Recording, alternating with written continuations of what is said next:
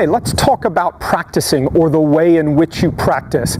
I was lucky enough recently to be in California with my father, Butch Harmon, and Phil Mickelson, and got to spend the day in San Diego watching Phil and my dad do some work and practice.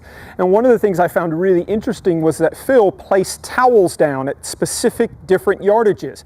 He placed them down at 30 yards, 40 yards, 60, 65, 70. He set them down at 110, 130, 145, and 160. And then what he would do is he would go back and forth between all of the clubs in his bag, and he would hit different shots to different yardages. He never really hit the same shots too often. We see a lot of people on the practice range just hit ball after ball with their favorite club. Let's say it's your 7-iron and you really like to hit 7-irons. So most people will pull their favorite club and hit balls for sometimes 20, 30, sometimes to an hour, almost an hour long of just one swing to one shot, one specific target. And what I liked about the way Phil practices, he kind of broke it up. He'd hit some to 60 yards, and then he'd hit some to 140. He'd hit them to all the different distances that he had laid out, and that's what we would call more of random practice as opposed to block practice. Block practice is just kind of teeing up the same shot, the same swing, and just getting repetition, ball after ball after ball. That's great when you're working on your mechanics, when you're working on something specific in your golf swing.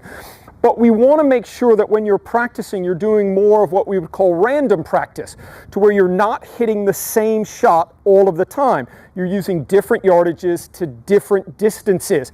We hear all the time as instructors from our students, listen, I hit it great on the range, I warm up great on the practice range, then I go to the golf course and I just don't seem to be able to take what I'm doing at the driving range out to the golf course. And so if you can practice the way that you're going to play, hit different shots to different distances, I think what you'll see is when you go and make that long walk from the driving range out to the golf course in the first tee, that you'll be better prepared for what's going to happen. So don't be afraid to put some yardages out. Find yardages that you like, find yardages that you need to work on, but make sure that you're not always just standing and beating golf balls with your favorite club to one specific target. That's great when you're working on mechanics, when you're working on your technique, but make sure that you're practicing hitting shots to different targets and different distances as much as you're just working on your technique.